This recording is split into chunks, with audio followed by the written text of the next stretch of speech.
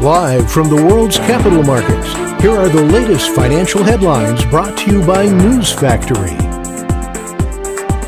Hello and welcome to Monday's Daily Financial Review. Here's what's making the headlines in the markets today. The dollar-yen pair traded sideways in the last session. The Williams indicator indicates an overbought market.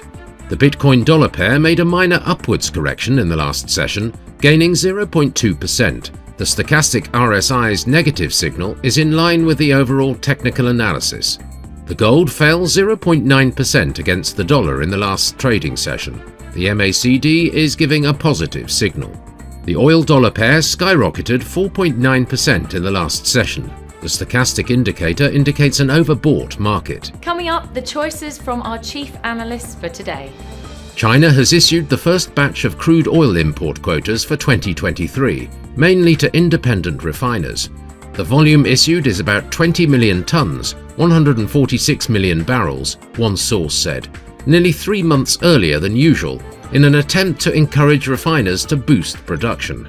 Bank of Canada Governor Tiff Macklem said that there is scope to slow the economy based on an exceptionally high number of job vacancies in the labour market. Macklem said the current inflation fight is the biggest test the central bank has faced since it started targeting inflation 30 years ago.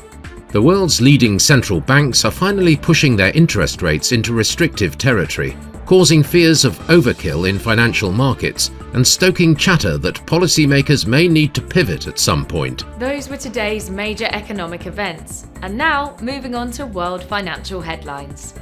Finland's industrial output will be released at 0500 hours GMT, the Austrian industrial production at 0700 hours GMT, Japan's trade balance at 2350 GMT. Japan's machine tool orders will be released at 0600 hours GMT, Japan's current account at 2350 GMT. The UK's BRC like-for-like retail sales at 23 hours and 1 minute GMT. We hope that you've enjoyed Monday's financial review. On behalf of all of us here, we wish you a productive trading day. Be sure to join us tomorrow morning for the latest news and events from the financial markets.